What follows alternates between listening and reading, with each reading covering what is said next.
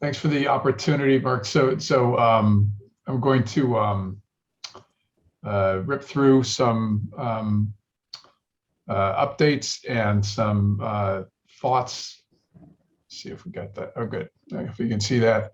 And then I apologize, I'm going to have to hop just before the hour to talk to a group in Brazil. So, all right. So just those of you maybe don't know me, I've got three hats that I spin constantly. I'm the chair for the future of work with Singularity University, which is, I guess, ironic because I don't think of myself as a futurist, but obviously the future of work shifted to from theory to practice in a very short period of time in the pandemic. I've got a consulting company called Charette where we focus on strategies. I do a lot of fire starter talks for C-suites around the world. And then I've got a company called eParachute focused on career change based on the book, What Color is Your Parachute? And I've got 9 courses on LinkedIn Learning with about 1 million learners. So why should you listen to me talking about trends in work? Back in August 2019, I wrote a series of pieces talking about just how much of a work mismatch we had in the US, and that the next recession was going to be a stress test for that system. And there were going to be a bunch of places where the system was going to stop being efficient and effective, even though it's not all that efficient and effective right now. And then in April of 2020, I wrote a piece called The Great Reset. And my thesis was that this was not just a pause, that there was actually going to be pretty big slump in employment very rapidly. And there are a whole bunch of ripple effects in the ways, the fractures in our peculiar work economy. And this is written globally as well. I'm happy to answer questions about specific markets around the world. But my basic premise was we were going to go through 3 phases. There's going to be a falling off the cliff phase. Steve talked a lot about uncertainty. Of 100% uncertainty. We had no idea what's happening tomorrow. And then we sort of get the ship somewhat righted. But then there was going to be this middle period of uncertainty that's going to look like a fever chart or a heart monitor. And suddenly we can turn all the lights back on. It looks like everything's fine. Oh, no. The next step wave of infection, turn the lights back off. And there's some mythical third phase of rebuilding that we might or might not hit. And the truth is, in some places around the world, that that's actually happened, where there's enough stability to be able to make to basically go back to some new normal, a new abnormal. But the result is really what I call same storm, different boats. Depending upon where you are, what your lived experience was, that period, the middle period, is just continuing on. We just keep hitting new variants, or in those economies that are actually much more resilient in their work markets, they actually are much more stable. And I can talk about some of the dynamics about how that happens. But essentially, what it's the way that this gets driven is we have to think of this as a Venn diagram of all these different elements, starting with the infection rate in your particular locality, but then your country's policies, your industry, organization, add up all these things. And it's going to determine whether or not you might go into work today, or whether or not you're able to establish some type of stability for your company and turn the office back on, or stay being fully remote or distributed. And so obviously this followed a series of predictable waves. There's a range of different industries that this affected. The first order industries were obviously those industries that had workers that had to be in person someplace.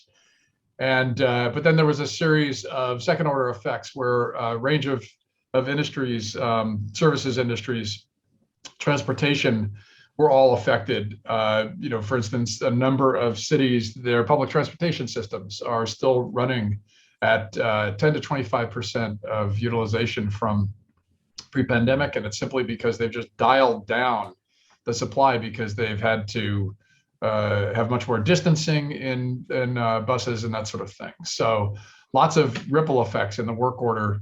But as Ms. Brown from Upwork says, there's a tectonic shift going on here. This is a shift that I've been talking about for quite some time, and we've just simply pushed the accelerator down to the floor. And so in my new book, Next Rules of Work, I talk a lot about how these different waves of changes in the rules of work are happening.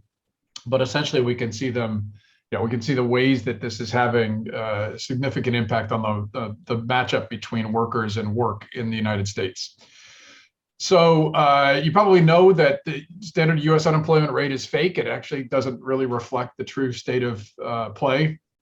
And that it's typically called U3, and U6, which is somewhat more accurate, is typically on the order of 80 to 100% more. And I'll break that down for people. But just basically what ended up happening is we spiked to, if you look at U6, which is real unemployment, the total number of people that are, including those that are not actively looking for work, we came dangerously close to in about 3 weeks. In February of 2020, we came dangerously close to the high point of the Great Depression in terms of the number of people that were unemployed. And so if you look in different states, what has happened is the recovery has been faster or slower, depending upon its dynamics. You look at South Dakota, 2.9% unemployment rate, which is historically the lowest rate of any state in the United States in history. But other states like California, you've seen this bifurcation in the return to employment, where higher wage workers returned faster, and the lower wage workers, especially because many of them are what we call frontline workers, has returned at a much lower pace. And so New York Times had a good model they put out yesterday showing the impact on the supply chain. And what ends up happening when you start these layoffs and then you pair it with what has become a labor shortage, you get these workforce mismatches. And I'll break that down for you quickly. But it's also been a pretty uneven recovery for different populations. More women were out of work than men, and they're slowly returning, but there's a huge set of frictions on that process, including the availability of childcare. Black unemployment is still much higher than for non-Black populations, and youth unemployment, which has been real challenge in a number of countries around the world, like Greece and Spain. In the United States, we're seeing much better numbers, but it's not the whole story, because it's counting youth as employed if they even have a part-time job, which is, of course, not quite accurate. So a lot of the press that we see has been focused on the quit rate. Over 4 million people a month quit in July, August, and September, which just seems breathtaking. As you can see by the numbers here on the left, the leisure and hospitality is the yellow line, and they quit at a breathtaking rate, 7% in a single month, compared to more like 3% for overall for all industries. And there's a bunch of data says that it's not just people sitting on their savings and waiting. There's actually a lot of business starts that have happened, which is always encouraging. It happens every time in these resets. In the Great Recession, there was a historic number of business starts, but then it tapers off. And so that's one of the things for us just to watch, is whether or not many of those workers that might have returned to the office instead are starting new businesses. One way to think about all this, and I know Steve was doing a great job of just talking about some of the macro economic issues, but if you look at it, my economist friends hate it when I oversimplify like this, but basically look at it as a supply of humans and a bin of demand that does not automatically match up just like pouring humans into the bin. It's actually you get these mismatches, workforce mismatches happen in these resets every single time. It's a game of musical chairs where actually somebody completely changed the chairs, and there's only certain chairs you can sit in because you're only trained for certain kind of work. Now, the rhetoric pre-pandemic was that we were going to have robots and software completely shrinking the demand pool, and then along comes a virus, and we did it ourselves. So it actually wasn't the virus that made so many people unemployed. It was our response to the virus. It's the decisions that we made in how we were going to isolate ourselves.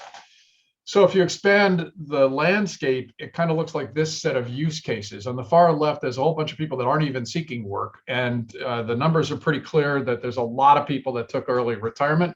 They might be coaxed back out of retirement, but they've taken themselves off the shelf. There's a reasonably high number of people that are still seeking work. Again, the official numbers are normally completely inaccurate, but there's a it's pretty clear there's at least 6 to 7 million people that are looking for work.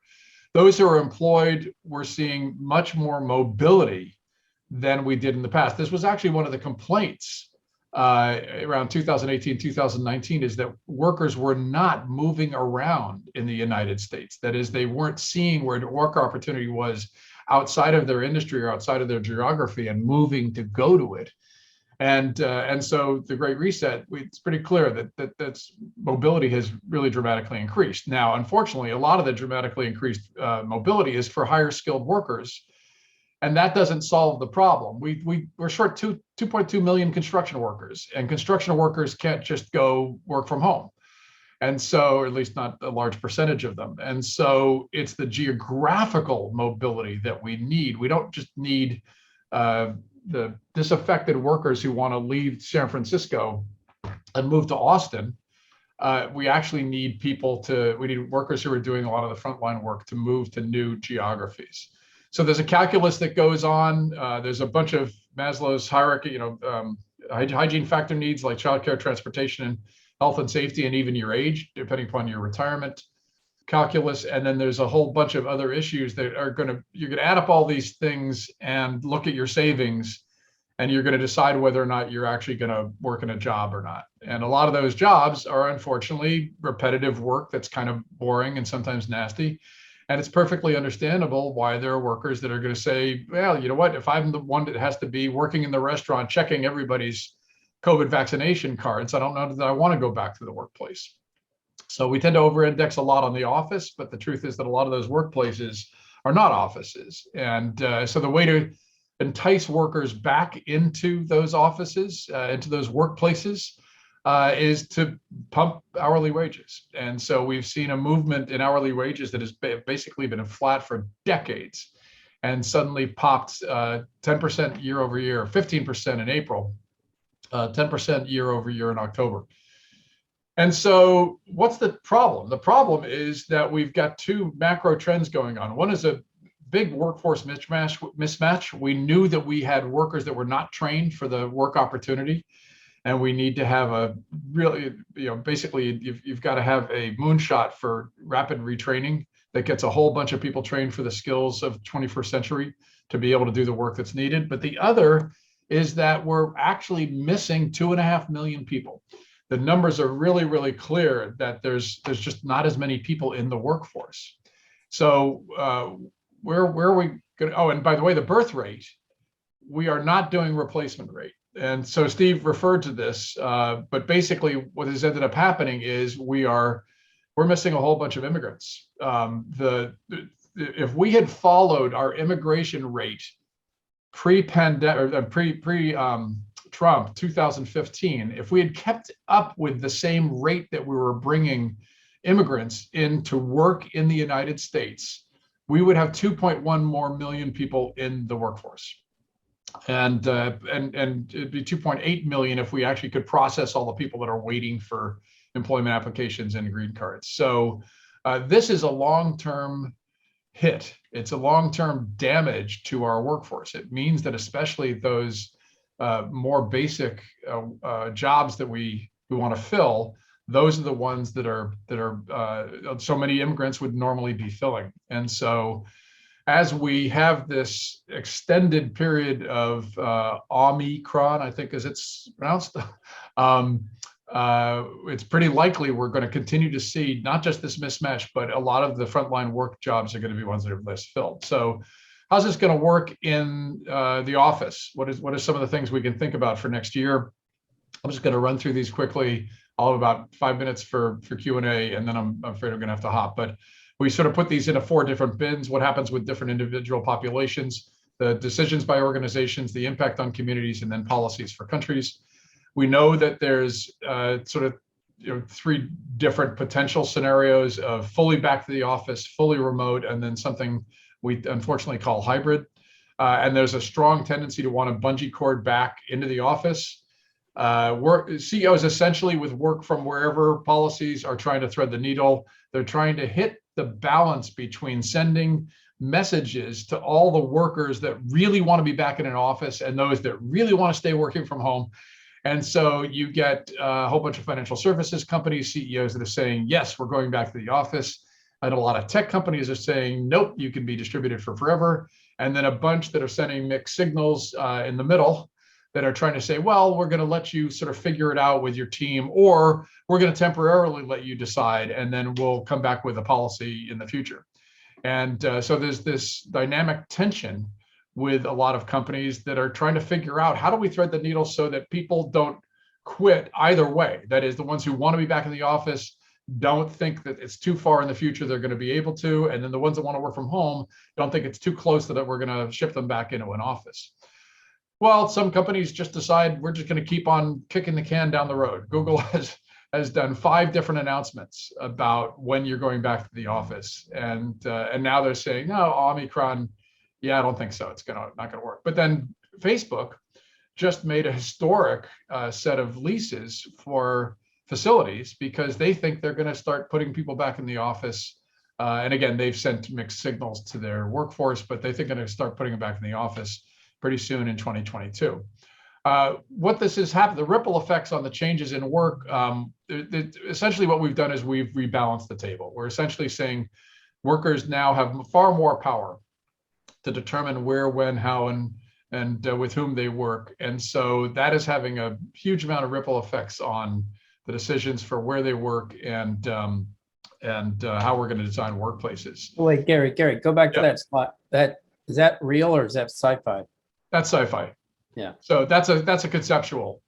Yeah, that's a conceptual. But there actually there actually are several different designs that different design shops have come up with that don't look too different from this, and that you can do with some amount of today's technology. They're not going to be these, all see-through screen types of things, but you're seeing a lot of the designs that are experimentation designs that people are coming up with that actually try to make the office as digital as possible, and that means everything is modular and a screen. So what do we think the workplace should look like? A lot of those design companies are saying it's got to be around collaboration, reimagining furniture and layout. And oh no, this was actually how we were supposed to be working in 2020. This was from 2010. This is something that Staples commissioned. And so it isn't that we haven't thought about trying to make offices much more human-centric and adaptable. It's that we just haven't had the impetus. So now, as we're trying to entice workers back in, it's going to be a Venn diagram of how you'll be able to schedule.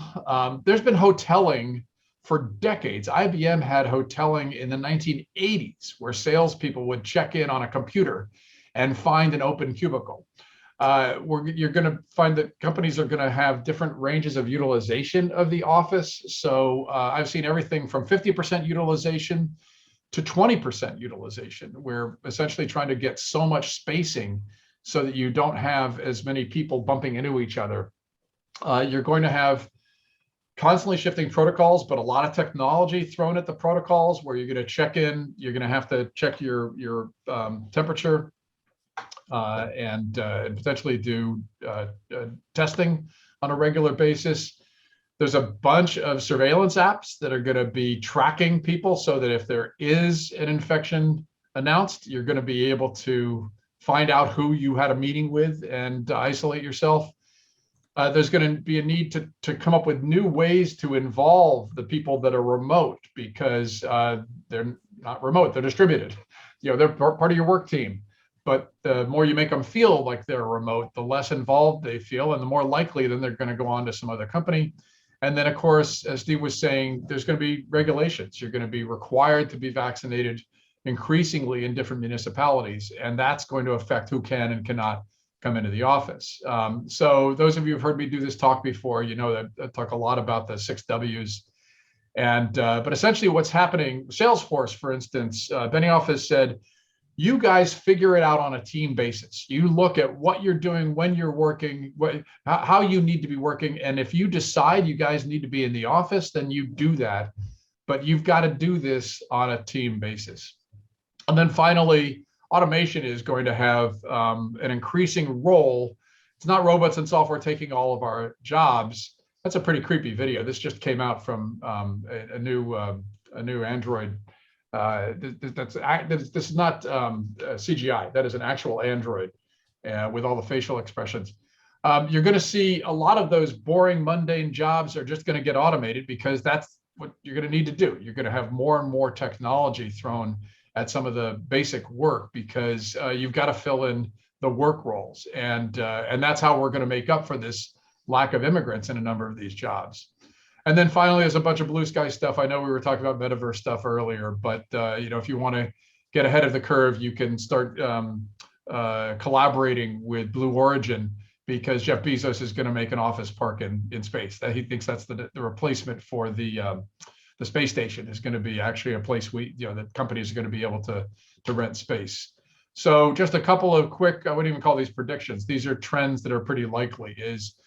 You're not going to see some magic bullets here. We're not going to suddenly get a massive change in workforce participation unless people's savings run out and a lot of people unretire.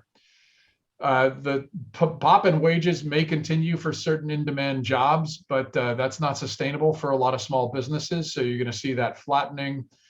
You're going to get more automation. You're going to continue to have these geographic mismatches. You're going to not get construction workers just suddenly popping up in the places that they're needed.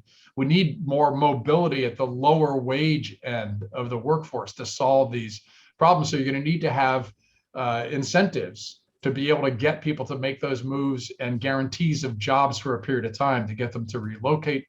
And then there's all this work inside the Beltway. You're going to see really significant impact of the infrastructure investment starting by Q3.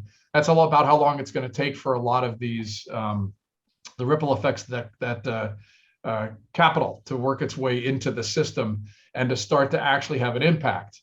And that's where you're going to get some of these incentives for people to be able to move geographically. So now what can you do? Or what can companies do? You're going to have to, this is the new abnormal. You're going to have to deal with this period now and come up with adaptive policies that can continually change and make that. You got to communicate, over communicate, and you've got to build great trust and collaborative processes with workers. You're going to invest a lot in the HR software and building the employee experience, because the balance of the table is shifted, and you really want those in-demand workers to enjoy being your workers. You're going to have to focus on the whole worker, the whole person, and their health, including their mental health. We're going to have biblical challenges with mental health issues affecting the workforce going forward.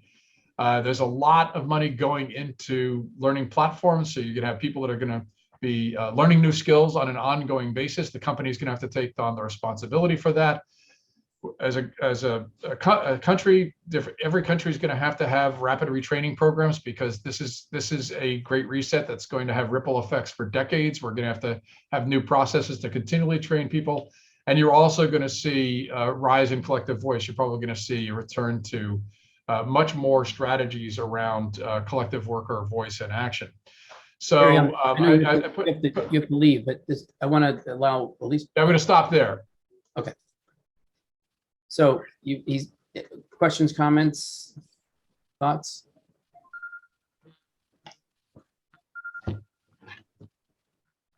I've stunned you all to silence. Well, that was really fantastic, Gary. Really first class, actually. And I'm kind of so absorbing it that I am having a bit of a struggle getting some of the questions out. One of the things that I think is going to be really big, and I'd like to have a bit more feedback from you, but robotics, I think, are going to have a really central place going forward. And I've listened to some really interesting podcasts about robotics in the last couple of months. And the fact that robotics should be seen as a method to increase participation in the workplace, not put people out of jobs exclusively. Do you agree with that? Or do you think this is to replace people or to increase potentially areas of business where they can, I guess, kickstart more workers to get involved? Yes. So the answer is a lot of the message we've sent here in Silicon Valley about innovation has been focused on the negative side of the ledger, which is we want to be able to have a whole bunch of automation to take out a lot of tasks that humans have performed, and and so that lower corner of boring and repetitive work. But we've also got a lot of technology that we're throwing at robotic process automation and higher level activity. And so I always say robots and software don't take jobs. They simply automate tasks. It's a human's decision if a job goes away, and we can make different decisions. So if organizations put the time, energy, and money into automating tasks, then the result is you're going to get a whole bunch of workers that are going to be augmented. They're going to have the capacity to learn new skills, develop new skills, collaborate on new skills, have their skills supplemented by technology, and you're going to keep a lot of people employed. But if your focus is on simply cost reduction, you're just going to throw more and more technology at getting rid of humans, and you're not going to have a strategy for keeping them engaged in work. Now, if you look at the economies of countries like Germany, they had, basically the COVID was a blip on their unemployment rate, and it's because they have an employment system. They have designed the system to ensure that people stay employed in companies. We have an unemployment system. Our value in our economy does not kick in until you lose a job, and then a whole bunch of things, then we have a panic mode response. So that's really where the calculus needs to change. Is yes, robotics can have a positive impact on creating more work, and especially artificial intelligence software, but it has to be, the company's got to make the commitment to that. So one more question, please, and then I'm going to have to hop to Brazil. Gary, if I may, Miriana here. So yeah, great presentation. Thank you. I'm glad you mentioned mental health. It's a huge problem, but also I would add to that muscular skeletal issues due to work from home and sitting. So that's another one that is actually 4 in 5 people since COVID started are suffering more from back pain, discomfort, etc. So definitely companies have to think into improvement of those wherever their workers are based, either offices or homes, etc. Homes are worse because of a lack of ergonomics. So. Oh no, absolutely. No, we need to be far more intentional about, especially our choices of when we work. So I apologize, guys. I'm going to have to hop to this group of Brazil, That's but right, Gary. please feel free to email me with any questions or thoughts. And I gave you the link to the deck. Yep, appreciate it. See you guys. And I'll stick around for a few minutes. As a follow-on to that comment, actually, just that was just mentioned about sitting, about immobility when you're working. There was a study done recently that reflected that sitting down is so bad, is so terrible for one's health, sitting for extensive periods, that it is worse than, and something, it was like something dramatic, it is worse than, like not death. I've got somebody else saying death, but I mean it's terrible. I mean, it's far worse to sit down for hours on end than one would imagine. And we all sit down too much. So it's a matter of making sure, and this is taking responsibility to make sure you go out and do your five-mile run or whatever it happens to be. But it is far worse than anyone expects to sit this far and this long without going to catch a train and running up and down the stairs to the office, etc. It was invented by kings and queens to elevate themselves above everyone else. And that's where the whole problem started. So, but yeah, we actually start going downhill when we join the school, because we start sitting at the age of 7 for 8 hours. And that's where the whole problem with musculoskeletal issues starts. And we are just starting to see big problems now.